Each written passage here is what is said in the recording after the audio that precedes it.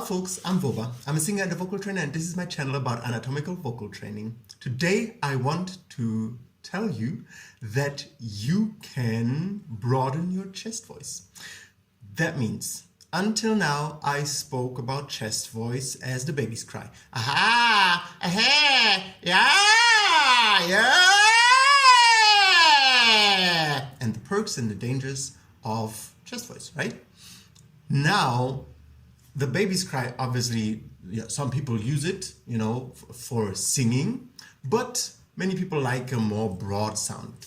They don't want to go, I have the chance. They want to go broader. They want to go, I have the chance. Now, if you went through the process that I explained in my last 50 plus videos of training your voice to be broad and big and wide and dark, then it's pretty simple to have a really huge chest voice because you just use the baby's cry,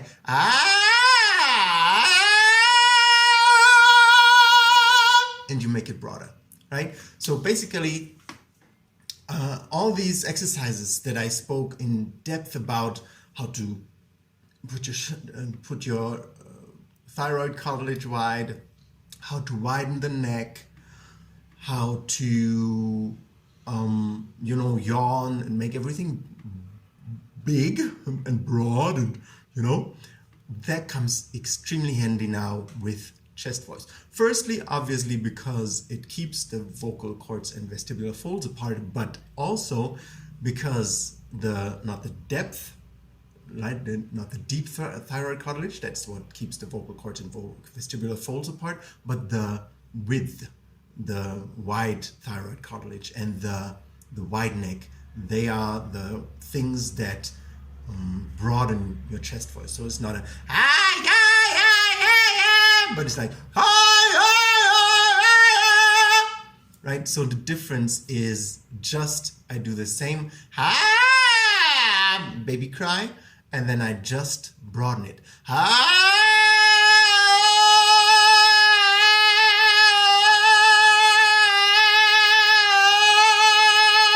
And you hear, maybe you don't hear, but you will see in the frequency analyzer that roughly the same amount of overtones are there. So it's still very, very sharp, right? It's even though I made it wide, I don't go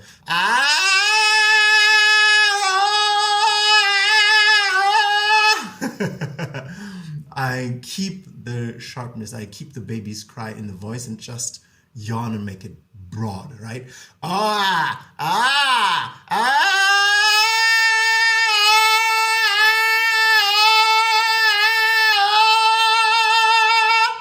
I keep the ping of the baby's cry in it, but I just make it broader.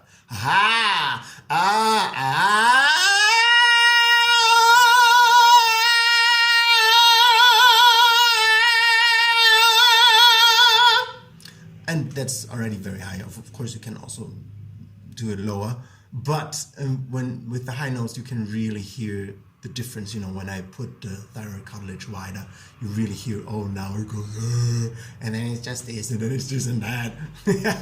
Yeah, so basically that's why I had all these steps before even talking about chest voice, because when you start using chest voice, you want your voice to be so flexible already that you can just play with it. You don't have only that one tone, only that one, yeah.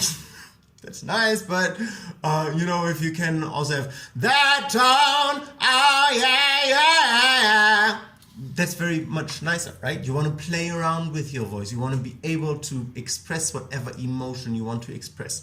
And for that flexibility, you first have to, stretch the muscles and train the muscles that open the voice before you use that chest voice muscle that closes, the voice, or pulls the vocal cords more together.